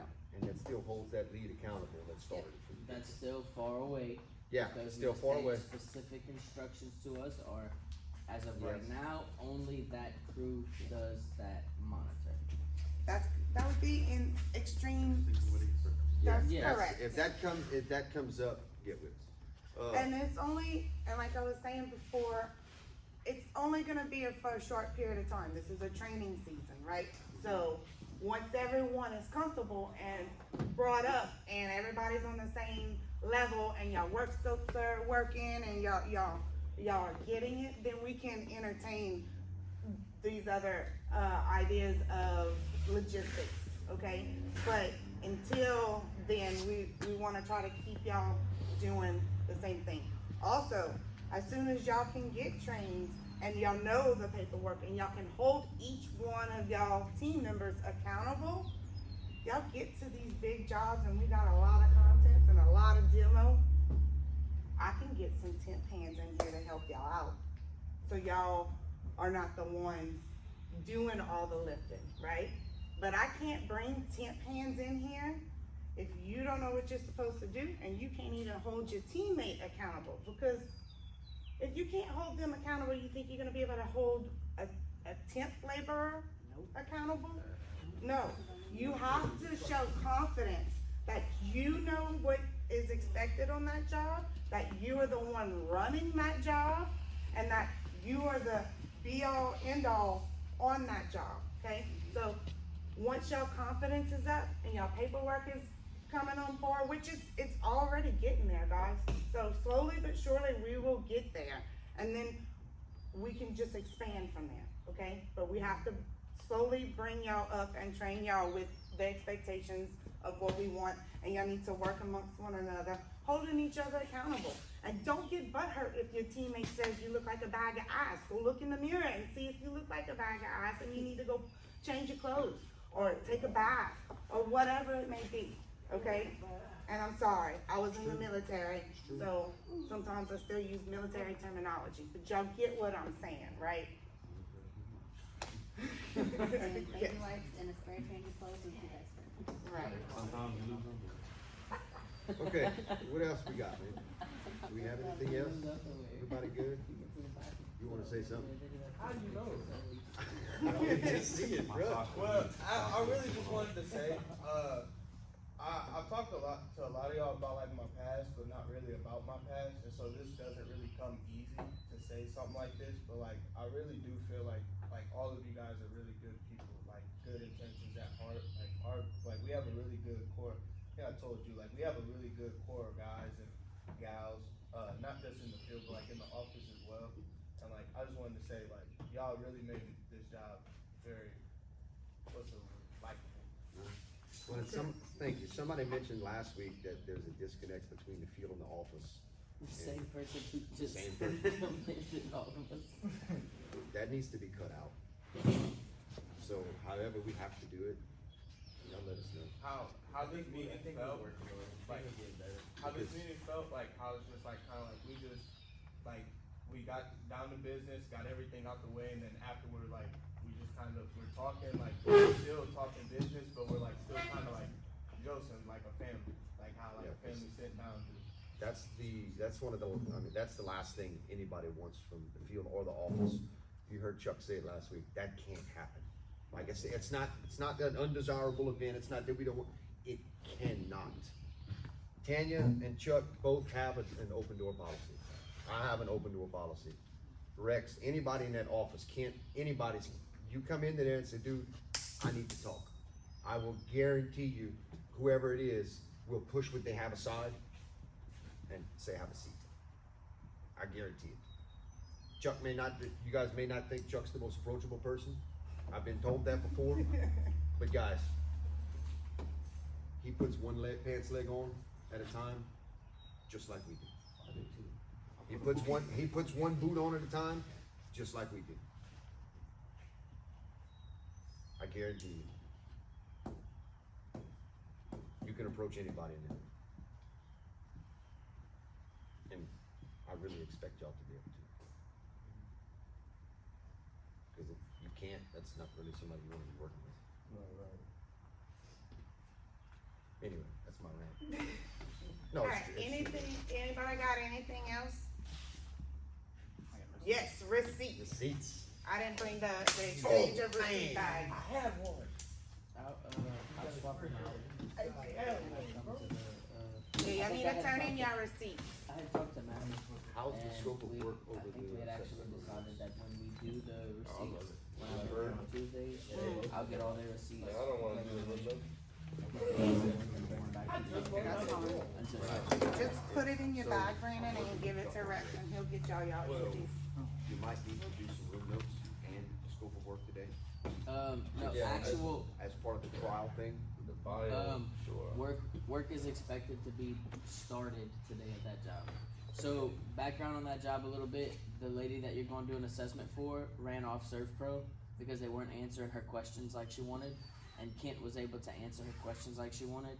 So we are expected to start that, he just messaged me that we're expected to do an assessment and start work. This loss happened 11 days ago.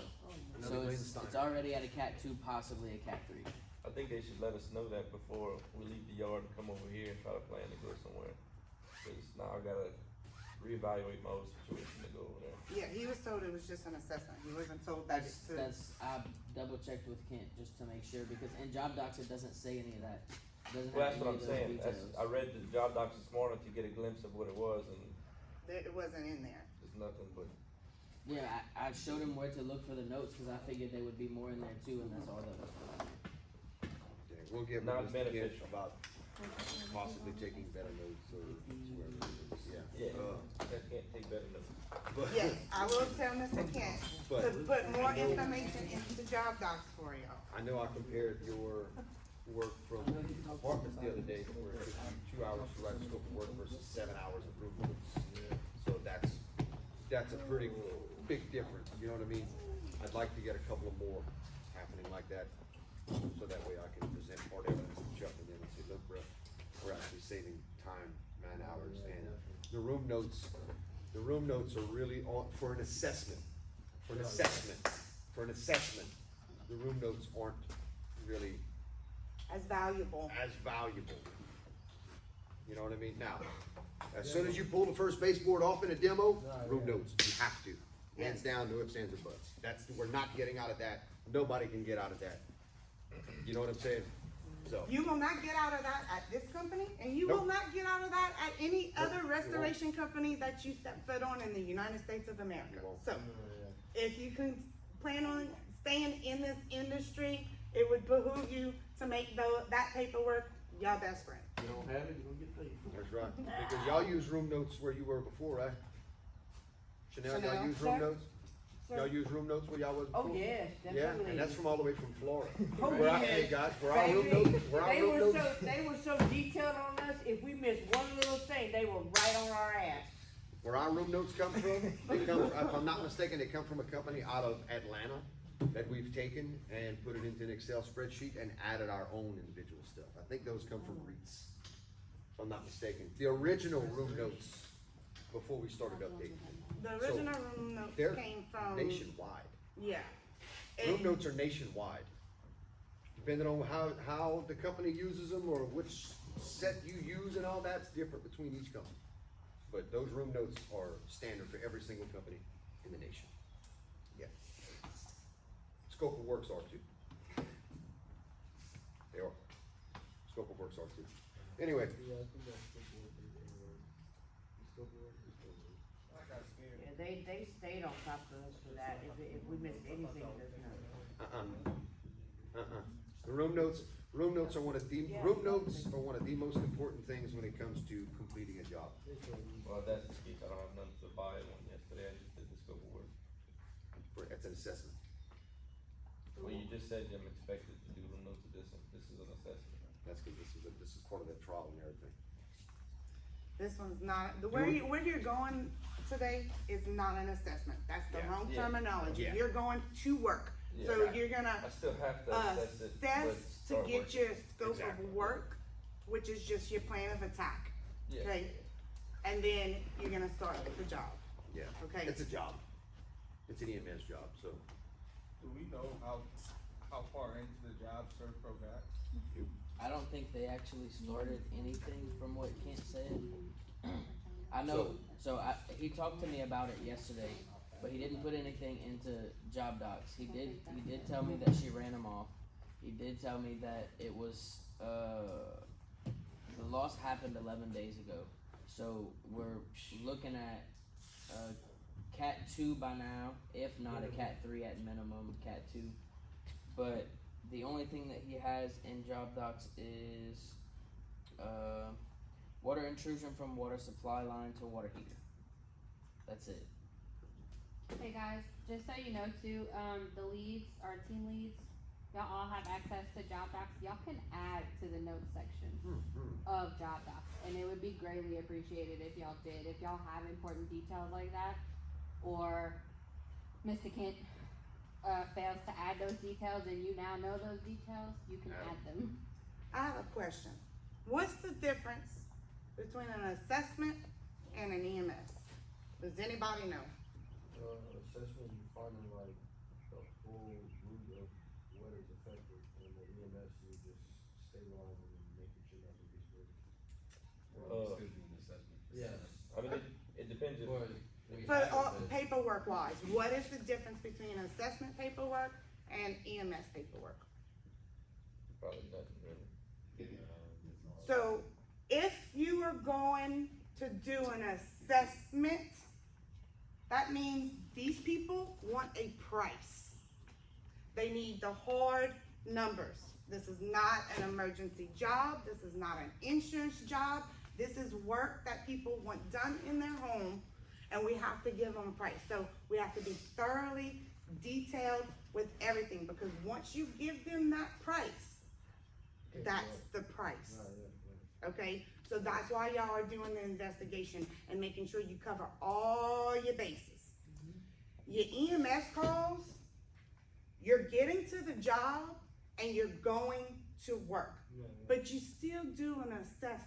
You still look around and Right. see what's wrong, what's the cause of the loss. You still doing the same process, right? But one, you're just in there gathering information, and the other one, you're gathering information and actually doing work at the same time. Right. Okay, that is the difference. That's why Cameron's like, I was just going to do an assessment. He didn't need anything to actually do the work. He Yeah, was probably got gathering information. Probably got there and that's what I thought I was gonna do, and she already didn't know that she ran off somebody. She look at us and be like, you're not ready to start? It's been Right. 11 days. That's right. Need something to get started. And if you're going in like where Cameron's going, he can walk in there, he can start his assessment and say, oh crap, dude, okay, this is tile floor. So I know I need to start working beyond the tile floor. Hey TJ, let's go ahead and start laying some ram board down right here. Whereas an assessment, you're not gonna need to lay ram board down throughout the whole place because you're just doing an inspection And that's, and getting them a that's price. the disconnect that You TJ's know. talking about, you know, Yeah. stuff like that, I mean, that, potentially, if nobody knew what was going on, I mean, that'd look bad on us as me and him as a team, you know, why Yeah, y'all out you'd there, have to- y'all you'd ain't have got to your run to- your shit ready. You have to It's run like- to Connors, go borrow an O-tool and poly Yeah. and everything else. I mean, we should have all of that in these vehicles to begin with, but not an O-tool. What are the Yeah, all I got occasions? is three. I've had a few EMSs where I've showed up, just took photos, stabilized, Matterport. That's probably occasions that are like 3 o'clock in the morning type deal, Yeah. right? The people are in an emergency situation, we need to just go in, stabilize, but you're going back the very next day. You might have worked till 8 o'clock. They expect us to be there. And we're on call and got called at 3 in the morning, it's like, okay, Somebody talk to them, let them know what's going on. go extract water, set stabilization, maybe pop baseboards, get rid of saturation, we're not starting work right now. We got 2 other jobs going on, we're gonna go back to it, but I know you're dead beat, so you need some hours of rest. If you pop a baseboard, you started work. Cause in a true assessment, you're not popping baseboards. You're just gathering information and making notes.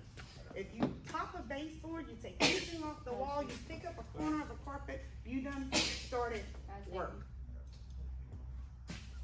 You don't pop baseboards on an assessment unless you run in a scope and then you putting it right back. You popping them and drilling holes, you done started work. If you're doing anything more than checking seal plate readings during an assessment. Okay, cause really, we should not be removing baseboards to check seal plate readings. You can remove quarter round, but you should be going into it through your baseboard right there, because you can cover it back with the quarter. If there's quarter round. If there's quarter round. If there's not, and there's no tile floor, you can still cut your line on the top, pull the base back just a little bit, put your prober on it and lift it. Nails bend, guys. Nails do bend. You can lift it and get your drill at a 90-degree angle and go.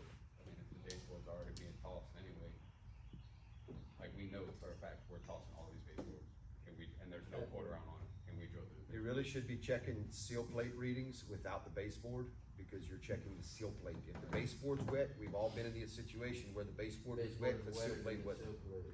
The baseboard absorbed everything, so if you check it through that baseboard, you get a 25, that seal plate could still be a 13. Right. Cause to read the wettest. We got like 8-inch screws we putting into there. I know, but You got two 2.5-inch boards. and But then the seal. but the thing is it's gonna read, your meters are gonna read The the wettest reading you can find. Well, we're gonna be. Ryan Ortego. Ryan The already goes. master bedroom exterior wall pulled wet when they read it the first time through the baseboard. Like When we hot. pulled the baseboard, it was dry, it was a 12.9. Because But the before baseboard it was absorbed pulling, everything. it was pulling a 20.1 or something. I want to say it was higher. So we had actually planned on doing a 4-inch cut in there, until we figured out, no, Marcus checked it through a baseboard. And the baseboard was completely saturated. So, I do wanna iterate too, so whoever has access to job docs, if ever you wanna know if it's going to be an assessment for an estimate, it's gonna have an assessment work authorization. It's not gonna have our typical regular work authorization, which means we're going in, we have the job, we're gonna be doing the work. if you don't have access to job docs yet, you will in the future. You will in the future. It's not as pertinent to people as company can, as everybody have a company can. That's gonna take a few months for you to get into the swing of things and all of that before you get access to that. In fact, I probably need to get you two getting hot. So, Why you didn't refuel the generator? huh? Generator's not connected to Oh, good, we're going our way. On the first. I had no idea he was texting when you texted me. You sent me something like that, Joe, yeah.